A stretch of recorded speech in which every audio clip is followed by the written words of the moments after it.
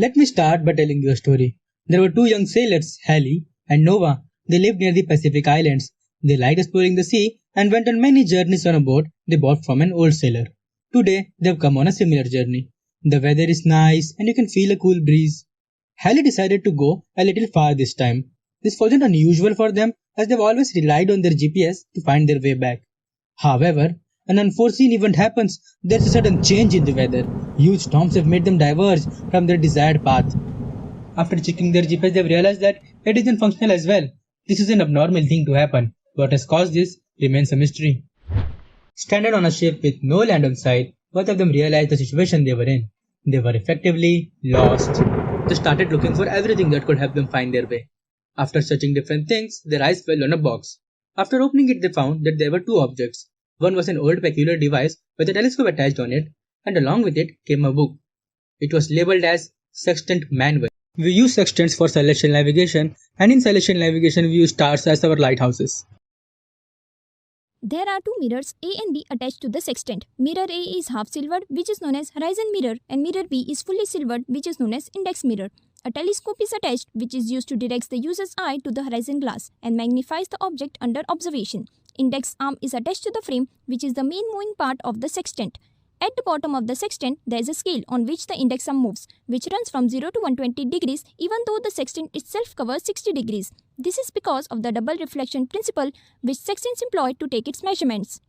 The sextants work on the scientific principle of double reflection. When a second mirror is placed parallel to the first, the ray of light continues with all the same angles I and R.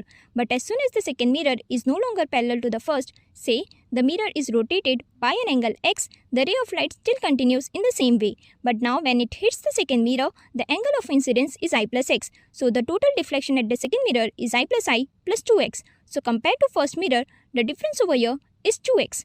From this illustration, we can clearly see that all the reflected rays of light has been deflected as twice as the angle between the two mirrors. This is the principle of sextants. When a ray of light is reflected by two mirrors in succession, the angle between the incoming and outgoing ray is twice the angle between the mirrors.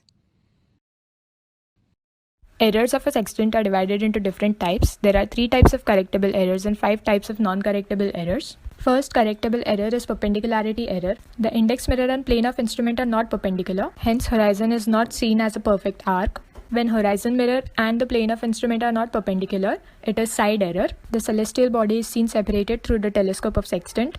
When index mirror and horizon mirror are not parallel, it is index error. We see horizon at different levels through the telescope. We shall now continue with the instrumental errors. Centering error is when pivot point of index arm is not aligned with center of this device.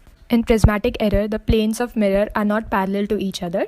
Collimation error used to be a correctable one, but in modern sextants, telescopes are fixed so it cannot be corrected. Mistakes in vernier scale is graduation error, and wearing of the device due to repeated use is Warmandrake error. At the beginning, keep the index arm at the position 0. At this point, the sextant works just like a telescope. Now, point your sextant at the celestial body and look through the telescope. It is a common trick to keep the celestial body at the center of the horizon mirror. Now, start moving the entire instrument aiming at the horizon. At the same time, move the index arm to keep the celestial body at the center of the horizon mirror.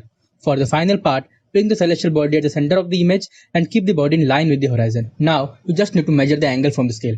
This angle gives the altitude of the celestial body. Before finding out their actual location, the boys had to learn a few concepts. Let us dive into that. The first is latitude. Latitude gives north-south direction of any point with respect to equator. Longitude gives east-west direction of any point with respect to prime meridian. Both latitude and longitude can give location of any point. The celestial sphere is an imaginary concentric sphere of infinite radius around Earth. All heavenly bodies are assumed to be projected on that sphere. Next, geographic position. It is defined for celestial object. It is a point on surface of Earth directly below celestial object. Next, zenith. It is a point on celestial sphere directly above observer's head. Last, zenith distance. It is an arc formed on the surface of Earth between observer and geographic position, and it is their main focus of interest. How did the boys find out their location? For that, they had to go through following steps. Measure the altitude of the celestial body with respect to horizon plane with the help of sextant and name it as HO. Also note the date and time of observation. Before moving ahead to step 2, let us define two new quantities, declination and GHA. Declination is same as latitude. GHA is similar to longitude, but it only increases in west direction. There is no east direction. Both these quantities are used for geographic position of celestial body. Step 2 is to do net reckoning and to determine HC and ZN. Net reckoning is used for calculating ship's position using previous information such as previous fix, speed and elapsed time and heading direction. And the position we get is called assumed position. Thus we can get latitude and longitude denoted by lambda of assumed position. Step 3 is to get meaning of HC and ZN. HC is computed altitude. HC gives us the altitude of the chosen celestial body if it would have been measured at the assumed position. Next, ZN is computed azimuth. ZN gives us bearing for celestial body's geographic position.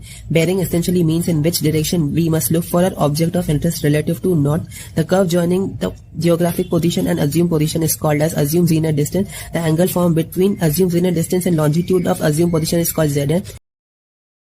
Let us move on to step 4. Step 4 is to get the actual zenith distance from geographic position to HO position. HO position is the location where HO has been measured. How do we get the HO position? If HO is less than HC, HO position is away from assumed position by delta H. If HO is greater than HC, HO position is ahead of assumed position by delta H. And delta H can be converted into distance by the relation of 1 minute is equal to 1 nautical mile. Line joining geographic position and HO position is called as actual zenith distance. Using actual zenith distance as a radius, a circle is constructed around globe and is called as position circle. Step 5 is to get a fix. Fix is the actual location of ship. Actual location of ship can be anywhere on the position circle. Two positional circles are required to get a fix. With the help of second celestial body, second positional circle is drawn. The intersection of the two positional circles gives us two fixes. The fix closer to our assumed position is the actual location of ship. During observation, sun was going down towards the horizon and moon was rising up the horizon. So boys use sun and moon as their celestial objects.